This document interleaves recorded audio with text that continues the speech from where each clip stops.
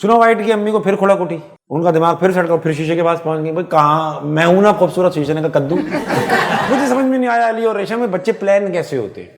Plan का लफ्ज सुनकर ना मेरे दिमाग में एक ही इमेजिनेशन आती है, बेगम नक्शे ले आए। नक्शे यहाँ बिठा दें, यहाँ बिठा दें, हाँ प्लीज मैं वहां से आऊंगा, आप यहां से आइएगा, ठीक है। हमला अचानक होगा, मैं जंगलियों की तरह से सारा छप छप करके पानी बाहर निकालूंगा। मेरी ख्वाहिश है कि मैं प्राइम मिनिस्टर हाउस के बाथरूम को गीला करूं। मैं जगह जगह पानी फेंकूंगा, गद्दे गीले करूंगा, ताकि अगला प्राइम मिनिस्टर आए तो बोले भाई ये कौन था।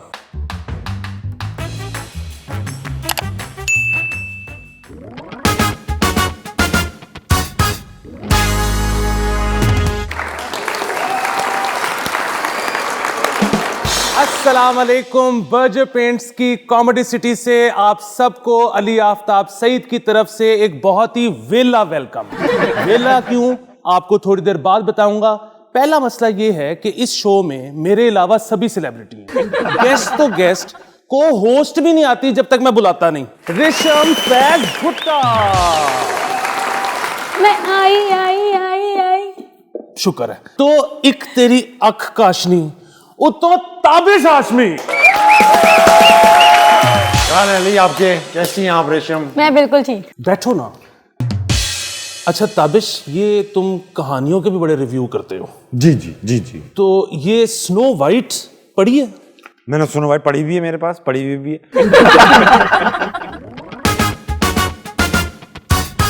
यार स्नो वाइट, अब ये देखो इन किताबों में बहुत फिक़ही इख्तिलाफात हैं।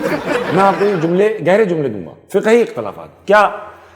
एक किताब है जो ओरिजिनल लिखी ग्रिम ब्रदर्स ने। रेशम आपने तो उनके साथ मुलाकातें भी रही हैं, ग्रिम ब्रदर्स। चाय पी हैं आप दोनों? यारियां नहीं है जी, ईरानी होटलों में। अब वो क्या होता है ग्रिम ब्रदर्स का क्या है, मुझे क्या लगता है अली आफ्ताब कि जो ग्रिम ब्रदर्स थे दो, ये दोनों ना आपस में इख्तिलाफ था इनका। एक गुंडा था भाई इनमें से, उसको वायलेंस चाहिए, खून चाहिए, उसको लाशें देखनी। दूसरा वाला जो था वो शरीफ आदमी। तो क्या था, इनकी स्टोरियां इसलिए कामयाब हो गई, दोनों आपस में एक दूसरे को एडजस्ट करते थे, अब जैसे स्नो वाइट है, उसकी ओरिजिनल स्टार्टिंग ये है कि स्नो वाइट की अपनी अम्मी, जो ओरिजिनल उसकी अम्मी जापानी, वो जो थी कपड़े बना रही थी, सी रही थी। तो उनकी अब क्या, वो उसने बोला होगा, उसने मैं माँ की कहानी बना चाहता हूँ। शरीफ ग्रिम ब्रदर ने कहा होगा मैं माँ की, दूसरे ने कहा होगा नहीं इसमें खून डालो, खून। तो उसने कहा भाई उनकी उंगली में सुई लग गई। अब आप ना स्नो वाइट की माफ कीजिएगा, मगर माँ की ज़हनी हालत पे तवज्जो दीजिए। आपकी सुई लगेगी, खून निकलेगा, तो आप बच्चा पैदा करने का तो नहीं सोचेंगे? नहीं। मगर स्नो वाइट की अम्मी ने सोचा। ये कैसा वाकया है? उन्होंने कहा सुई लगने से भी आवाज हुई आती। हाँ हुई। तो उन्होंने कहा कि भाई सुई लगी, खून गिरा बर्फ पे। अब पहले तो ये बताएंगे वो कपड़े बर्फ पे बैठ के कौन सीता है? मैंने तो नहीं देखा भाई, हमारे खानदान में ऐसा नहीं होता। हम शरीफों के यहाँ इस तरह नहीं बर्फ पे बैठ गए कपड़े सी रहे, नहीं, बर्फ में तो हम लेटते हैं। तो वो बर्फ पे बैठी कपड़े सी रही, नहीं चुर चुर चुर सुई लग गई, खून गिर गया। अब खून को देख रही, बड़ी भी खून देख रही है, हाय काश। अब फीलिंग देखो, ज़हनी हालत देखो आंटी की, हाय काश मेरी बेटी इसी सफेद बर्फ की तरह सफेद हो, उसके होंठ मेरे खून की तरह लाल हो, और उसके बाल कोयले की तरह काले हो। वो कच्चा टिक्का खाना चाह रही थी बेसिकली। मलाई बोटी बेसिकली। लेकिन उनका दिमाग में बच्चा भी था, औलाद का। ताने भी तो बहुत मारते हैं रेशम। बिल्कुल। पूछती होंगी बड़ी बूढ़ियां, में औलाद नहीं हो रही, आपकी औलाद नहीं हो रही, ये टेंशनें होती हैं। देखो शादी के बाद सिंगल हो आप तो कोई सवाल नहीं होता, लेकिन आपकी शादी हो जाए तो फिर आपसे और बेवकूफ़ी के सवाल होते हैं। भाई आपकी वाइफ क्या करती है, वर्किंग वूमेन है या हाउस वाइफ है? जैसे हाउस वाइफ नॉन वर्किंग होती है, ये पड़ी भी हमारी भी। इनको आप रात में फ्रिज में रख दो, खराब हो जाती है, मूवमेंट नहीं है। ऐसे दूसरा सवाल ये होता है 6 महीने हो गए भाई, बच्चा प्लान करो। मुझे समझ में नहीं आया अली और रेशम में बच्चे प्लान कैसे होते हैं। प्लान का लफ्ज सुनकर ना मेरे दिमाग में एक ही इमेजिनेशन आती है, बेगम नक्शे ले आए। नक्शे यहाँ बिठा दें, यहाँ बिठा दें, हाँ प्लीज मैं वहां से आऊंगा, आप यहां से आइएगा, ठीक है। हमला अचानक होगा। इस तरह तो प्लान नहीं बनता ना यार। फिर अब्बू से फीडबैक भी लेना, अब्बू प्लान ठीक है, नहीं बेटा वहां से मत आओ। मैं भी वहीं से आया था, तुम हो गए, तुम एक काम करो ऊपर से आओ, तुम चौड़े में आते हो। तो ये इस तरह की प्लानिंग। अब स्नो वाइट की अम्मी ने ये प्लान कर लिया।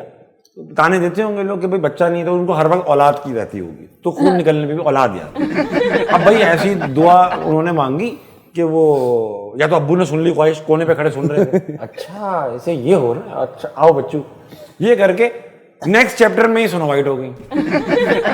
लेकिन क्योंकि अम्मी की ज़हनी हालत भी खराब थी और क्योंकि बर्फ पे बैठ के कपड़े भी सी रही थी, स्नो वाइट को आउट करते ही वो खुद आउट हो गई। वो मर गई रेशम, वो औरत मर गई, डेड। जच्चा बच्चा वार्ड नहीं ना होगा वहां हाँ? जच्चा बच्चा वार्ड नहीं ना होगा उसमें। जच्चा बच्चा नहीं था वहां पे। तो वो दौरान जिंदगी इंतकाल फरमा गई। आज तक मुझे दुख है रक्षन दा का, जवान साल मर गई बेचारी, खैर मर गई। अब अब्बू उनके वो मरने का गम नहीं मना रहे, अगले ही चैप्टर में दूसरी शादी कर ली। और स्टोरियों में तुम देखो अली आफ्ताब, ये जो औरतें दूसरी औरतें आ रही, ये गलत प्रोजेक्शन है उनकी। सौतेली माँ कभी अच्छी नहीं दिखाई, जबकि होती है अच्छी होती है सौतेली माँ, ठीक है। वो सौतेली माँ आ गई उनके घर में और दिखाया वो पागल भी है साथ में, क्योंकि अपने साथ एक शीशा भी लाई बोलता हुआ। जादू टोने में भी है आंटी। अब बताओ यार, उसके बाप की ना मेरे ख्याल से ये फिटिश था कि थोड़ी सी हिली हुई औरतें लानी है घर में। पहले सुई लगी तो बच्चा तलाश कर रही है खून में, पहली बीवी, ठीक है। दूसरी बीवी का काम ये, वो शीशे से पूछती रहती, बताओ सबसे खूबसूरत कौन है। अब शीशा सोचता होगा यार पागल है यार, बोलता हूँ तू ही है भाई, चिक चिक होगी। वो बोलता चला गया तू ही है तू ही है तू ही है, जब तक उसकी स्नो वाइट पे नजर नहीं पड़ी। शीशा ठरकी था बेसिकली। उसने स्नो वाइट को देखा, उसने कहा यार ये तो बढ़िया, इसके पीछे लगते हैं। अब उसने पूछा तो इन्होंने हटा दी शीशे में, नहीं भाई तुम्हारी बेटी सबसे ज्यादा प्यारी है। आंटी हट गई फौरन, इनसिक्योर हो जाते हैं ना यार, इनसिक्योर हो गई आंटी। उन्होंने फौरन सुपारी दे दी बच्चे की। अपने सिपाही को बोला इसको कटाओ। अब स्नो वाइट चलित्र औरत है। आप देखो, अब स्नो वाइट के पीछे गया सुपारी वाला, ये जो लेकर गया मैं तुझे मारूंगा, उससे सेटिंग बना ली उसने। ग्रिम ब्रदर्स की स्टोरी में लिखा है, वो गई तो उसने स्नो वाइट ने सेटिंग बना ली कि मैं निकल जाऊंगी, तू बकरी का दिल दिखा दी मेरी माँ को। अब स्नो वाइट की इतनी डेयरिंग माँ थी, सुपारी नहीं दी, कहने लगी मैं तो दिल भी देखूंगी उसका, निकाल के लाना मेरे लिए, जब तक मैं देखूंगी मेरे कलेजे में ठंडक नहीं होगी। अब वो बकरी का दिल ले गया। उसने किताबों में ये आया है, जो किस्से लिखे हैं रावी ने, वो कि दिल निकाला उसने बकरी का दिल आया। चंद किताबों में बकरी का दिल है, चंद किताबों में ये डिटेल ही नहीं। बकरी का लेके वो माँ के पास पहुंच गए कि भाई मैंने मार दिया। बकरी का दिल उन्होंने देखा, मुझे स्नो वाइट का इतना बड़ा दिल माँ ने, और वो कबूल कर लिया। स्टार प्लस पे भी काम कर चुकी थी आंटी। अब जनाब यारी स्नो वाइट निकली और उसने वो बोनो के घर पहुंच गया। सही, बोनो का घर था मगर इतना बड़ा था कि स्नो वाइट उसमें रह रही थी। स्नो वाइट आई, उसने फौरन इसका चोर थी ना चलित्र यार, आप देखो कि वो सुपारी वाले की भी सेटिंग कर ली और उनके डॉट्स के घर पहुंची तो उनके में सारा खाना वाना खा गई, सब लपेट गई, सब खा के सो रही, पेट पे दराज गई। और बची बेचारे गरीब जिनको बुलिंग का सामना होगा बोनो को, और हमेशा सामना रहा है, जब तक वो किताबें पढ़ी जाएंगी उनको बोना ही कहा जाए, तो वो बेचारे आज तक जलील हो रहे। उनके वो आए, उन्होंने देखा अरे भाई लड़की, सेटिंग वेटिंग पूछी क्या है क्या नहीं, उन्होंने कहा ठीक है अब तुम हमारी बॉन्डेड लेबर हो, हमारे घर में रहोगी, काम करोगी, तनख्वाह उनका सेट ही नहीं हुई, ये नहीं है किताबों। स्नो वाइट की अम्मी को फिर खुला कुटी, उनका दिमाग फिर सटका, फिर शीशे के पास पहुंच गई। भाई कहाँ, मैं हूं ना खूबसूरत, शीशे ने कहा कद्दू पाँव का, आप नहीं हो, अभी भी स्नो वाइट है। तो आंटी ने कहा मैं खुद ही मारूंगी। और ये जो ओरिजिनल किताब है उसमें लिखा है 3 अटेम्प्ट किए हैं, मगर वो फिडेल कास्ट्रो की बच्ची नहीं मरी। फिडेल कास्ट्रो के 600 अटेम्प्ट हुए हैं, वो भी नहीं मरे, वो स्नो वाइट भी उसी की बच्ची थी, वो भी नहीं मरी। पहले उन्होंने उसको टाइट, वो जो नहीं पुरानी इंग्लिश फिल्मों में जो पुरानी इंग्लिश औरतें पहनती थी, वो क्या कहते हैं उसको, हाँ वही कहते हैं, तो वो कस के बांध दिया, स्नो वाइट करके सांस रोक दिया। लेकिन वो बोने हमेशा इंडियन पुलिस की तरह सही गलत वक्त पे आ रहे, उन्होंने आधे ढीली कर दी, स्नो वाइट फिर जिंदा हो गई। अगले अटेम्प्ट में जो आंटी थी उन्होंने क्या किया, जहर वाली कंघी मार दी। अब स्नो वाइट फिर बेहोश हो गई, वो ने फिर आ गए साले, उन्होंने कंघी निकाली, स्नो वाइट फिर जिंदा हो गई। अभी बताओ ना यार, कोई कहानी बन रही है। तीसरे अटेम्प्ट में वो जहर वाला सेब ले आई औरत, जहर वाला सेब। अब स्नो वाइट ने जहर वाला सेब खाया, मर गई। उनका लाशे की भी, हुर्मती की भी बोनों ने 4 दिन तक शीशे में डाल के बाहर रख दिया। ये कौन करता है, सुखाने रखा हुआ था क्या? बाद में तल के खाएंगे क्या है ये? बाहर खड़ी हुई लेटी बेचारी, वहां से गुजर हुआ प्रिंस का। प्रिंस ने देखा अरे लाश, बहुत खूबसूरत लाश, इसको तो मैं दफन करूंगा। ये लिखा है किताबों में, मैं झूठ नहीं बोल रहा, मेरी पकड़ नहीं ऊपर, किसी गैर बच्ची का जिक्र है इसमें, मैं बहुत एहतियात से चल रहा। तो क्या हुआ, क्या था मैं, हाँ प्रिंस, अब वो लाशा लिए प्रिंस जा रहे हैं, उस पर बैठाए, वो जो नहीं होती, जो होती है कैरेज, उसमें लाशा जा रहा है, स्नो वाइट का शीशे का लाशा। तो उसमें जा रहा है, कोई एक बंदा लोड खुलाया तो कैरेज गिर गई, हल्की हिली, स्नो वाइट का जो सेब था मुंह में वो निकल गया, स्नो वाइट कमबख्त फिर जिंदा हो गया। अब आप मुझे बताओ रेशम, आप स्नो वाइट की जगह हो और अली वो कोचवान हो जो टकाटक घोड़ा चला रहे हैं और आप एकदम मरी हुई हो और आपका दफनाने जा रहे हैं हम लोग, आप जिंदा हो जाओ, तो अली पहला सवाल आपसे ये तो नहीं पूछेंगे ना मुझसे शादी करोगी? नहीं पूछेंगे हम कैसी हो। वैसे ये पूछ सकता है, उसका मुझे नहीं पता। अरे प्रिंस वो एक लाशा उठ गया, एक लाशा उठ के खड़ा हो गया, प्रिंस बोला तुम मुझसे शादी कर लो, पहला सवाल ही ये कर रहा है मुझसे शादी कर लो। पैंते सट्टे उसने कहा कि इससे पहले कि फिर मर जाए ये औरत, ये मरने में एक्सपर्ट हो चुकी है। फिर वो दोनों ने लाश स्नो वाइट की लाश और वो दोनों गए फौरन ही किले में, शादी की।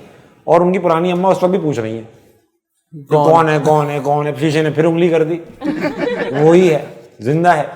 वो फिर पहुंच गई आंटी। इस बार प्रिंस ने देख लिया, भाई इधर आओ, 2 चम्मे रख के बोले क्या तुम्हारा मसला है? मसला क्या है? आंटी आपसे नहीं हो रहा। उनको 2-3 ताने मारे और फिर उनको मार दिया। ये लिखा है, ये बच्चों को पढ़ाने वाली स्टोरी है जिसमें एक दिल निकाला गया बच्ची का, बच्ची को उसकी माँ जहर भी दे रही है, प्रिंस लास्ट से शादी करने जा रहा है और बोने कितने बेवकूफ होते हैं ये भी दिखाया जा रहा है, और बच्चे ये सीख के बड़े हुए हैं।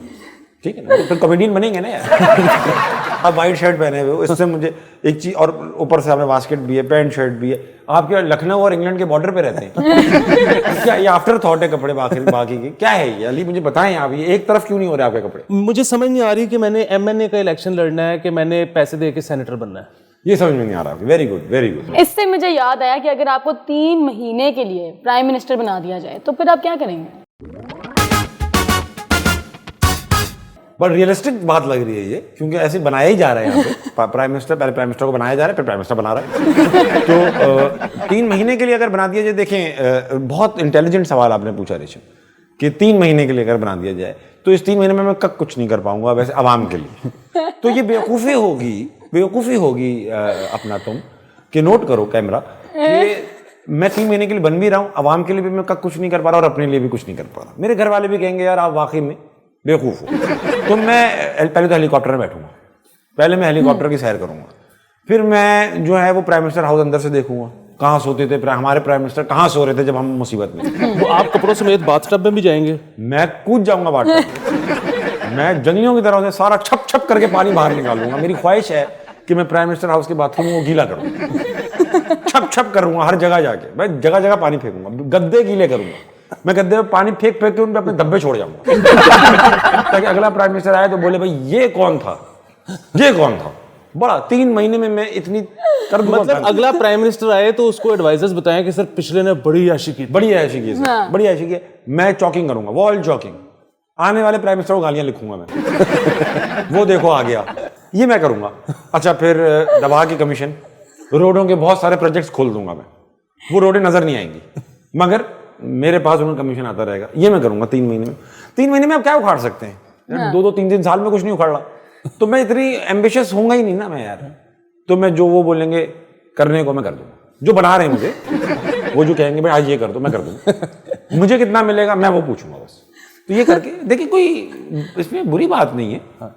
अब एक आम आदमी को चांस मिले तो तब भी मेहनत करता रहे, पागल है वो क्या? एक इतना ख्वार हो गया प्राइम मिनिस्टर रहे, सब उसी को जलील करते रहे हैं, वो पिसता रहे, उसके घर लाइट नहीं आ रही है, उसकी मोबाइल चोरी हो रहे हैं, उसकी गाड़ी उठाई जा रही है, उसका मेडिकल नहीं मिल रहा, वो प्राइम मिनिस्टर बन जाए तो मेहनत शुरू कर दे। पागल है वो, पागल है, मैं नहीं हूँ पागल।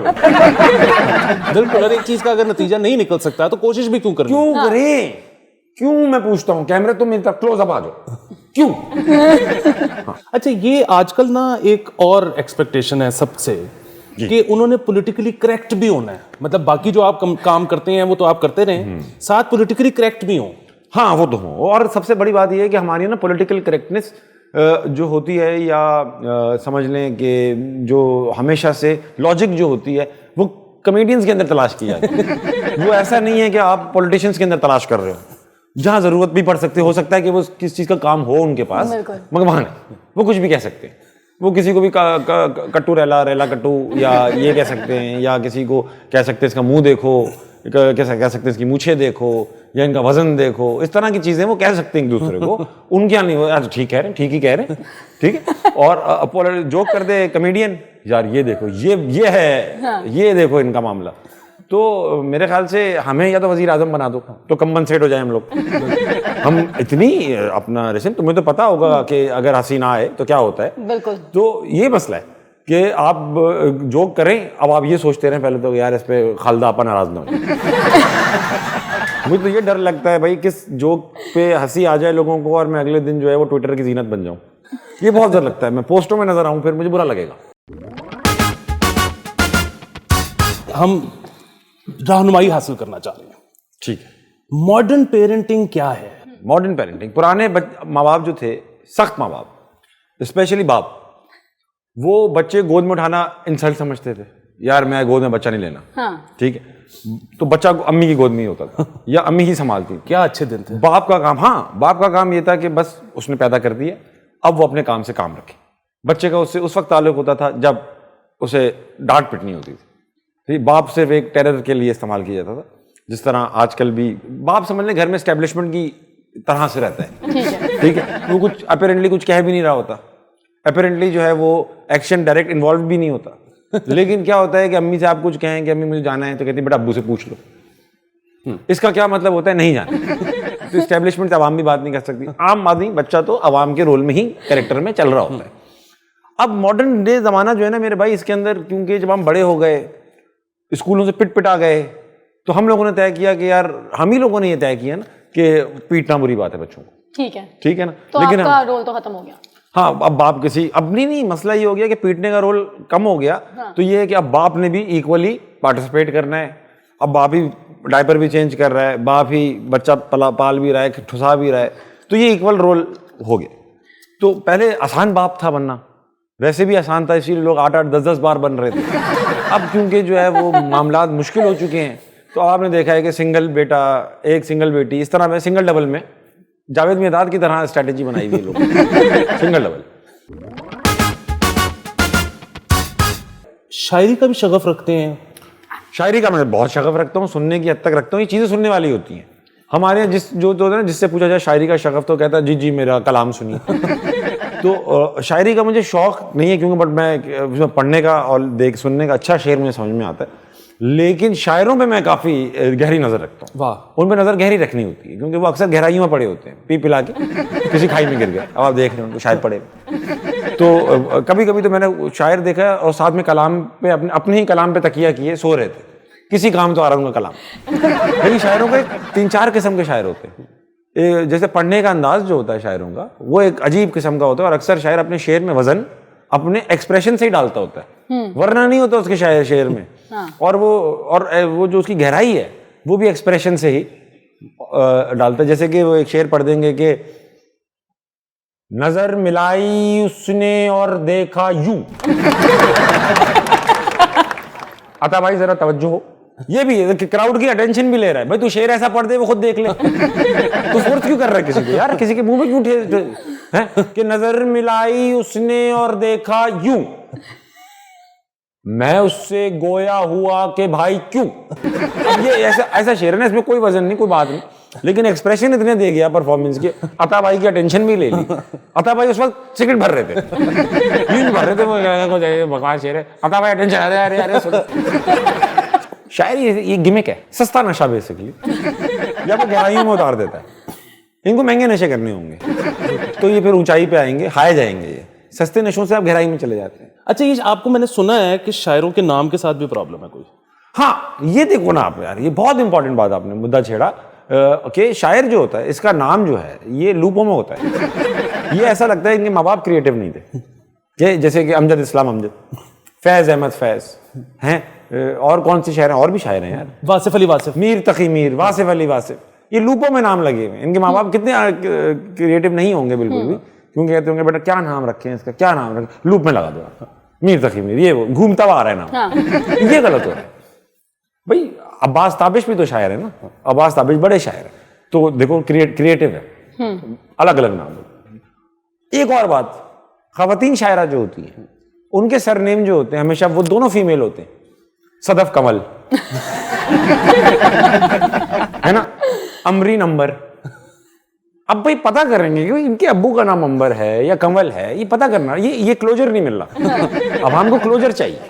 हाँ जी अली। हाँ बिल्कुल। तो फनून लतीफ़ा की क्योंकि बात हो रही है, शायर तो आपने रिजेक्ट कर दिए। मैंने हाँ। तो और कौन सा परफॉर्मिंग आर्ट है जिसको आप पसंद करते हैं? मैं रक्स को पसंद करता हूँ। माशाल्लाह। देखने की क्या हद बात? तक, देखने की हद तक वाह। मैं बहुत अच्छा रक्स देखता हूँ, मुझे बहुत अच्छा देखना आता है रक्स। मैं उछल उछल के बहुत दूर तक कार्ड फेंक सकता हूँ, मेरा आदत है, मैं कार्ड यूं फेंक देता हूँ और मेरा कार्ड घूमता हुआ जाता है, ठक करके लगता है। ये मेरा आर्ट है रक्स देखना। बिल्कुल ठीक है। तो वो उसमें आपकी नजर वो तो नहीं है जो आर पार हो जाती है? नहीं, मेरी नजर एक जगह जाके टिक जाती है। मेरी नजर में ठहराव है अली। मेरी नजर ऐसी नहीं है, बिदकती हुई नजर नहीं है। ऑडियंस से सवाल ले लेते हैं। अच्छा ताबिश भाई, आपसे ये सवाल है कि आपको लड़कियां अप्रोच तो करती होंगी आप, लेकिन आप शादीशुदा हैं, तो उसको आप किस तरीके से टैकल करते हैं? यार मेरा एक डिफेंस, अप्रोच करती है क्या, मतलब नहीं करती यार, कहाँ अप्रोच कर रही है, ये इम्तिहान में नहीं डालनी मुझे। मैं लड़कियों से फरमाइश करूँगा, गुजारिश करूँगा, रिक्वेस्ट है मेरी कि मुझे आजमाइश में डालें, मुझे इम्तिहान में डालें आप लोग, ताकि मैं टेस्ट कर सकूँ अपने आप को कि मैं कितना पानी में हूँ, क्योंकि आप लोग मुझे आजमाइश में नहीं डाल रहे। ये मुझे दुख है। आप पहले मेरे मुंह से सुनो यार, मेरा पॉइंट ऑफ व्यू लो। मुझे ये बताएं कि जब होस्ट फेमस हो जाता है, जब स्टार बन जाता है, मेरी बात कर रहे हैं, पैसे आ मेरी जाते बात हैं, कर एग्जैक्टली, हम भी वही बनना चाहते हैं। ठीक है। तो फिर ऐसे होता है कि सेट के पीछे बार बनी हो, माहौलियात, क्यूबन सिगार, बड़ा सेट की जो पीछे वाली जगह होती है ना, वो अक्सर वो जिस तरह अंदरून इलाकों में जो कैरम की दुकानें नहीं होती, मैंने कभी कोई ग्रीन रूम अच्छा नहीं देखा। ग्रीन रूम हमेशा उसमें चप्पलें पड़ी होती हैं, उसमें सिगरेट के टोटे पड़े होते हैं, पुराने सोफे और बुजुर्ग एसी जो एक्सप्रेशन के साथ ठंडक दे रहा होता है, बड़ बड़ बड़ एक्सप्रेशन उसके अंदर बहुत होते हैं, क्योंकि वो इतने आर्टिस्ट देख चुका होता है, तो उसने खुद एक्सप्रेशन ले लिए होते हैं। अब वो हर फीलिंग के साथ ठंडक पहुंचा रहा होता है। अगर उसने इधर भी हवा लेकर जानी है तो बाकायदा वो बब करके देखेगा, उसके साथ आप जा रहे होते। तो ये एक ग्रीन रूम की खासियत होती है। और ग्रीन रूम मैंने कभी ग्रीन भी नहीं देखे, हमेशा वो ये तो ऑरेंज कलर के होते हैं, नीले कलर के होते हैं, वो ग्रीन के अलावा हर कलर के होते हैं। आज आपने इतना ज्यादा एंटरटेन किया जी कि मैं आपको नवाजना चाहता हूं। मुझे इमरान दें आप, नवाजें नहीं। तो ये है आपके लिए बीए की डिग्री, ताकि आप वापस पाकिस्तान जाकर एमएनए का इलेक्शन लड़ सकें। हाँ, अरे वाह वाह। तो इस पर दोबारा इंस्ट्रक्शंस दे दें जिसके लिए आपको बुलाया था। ये मानते नहीं है।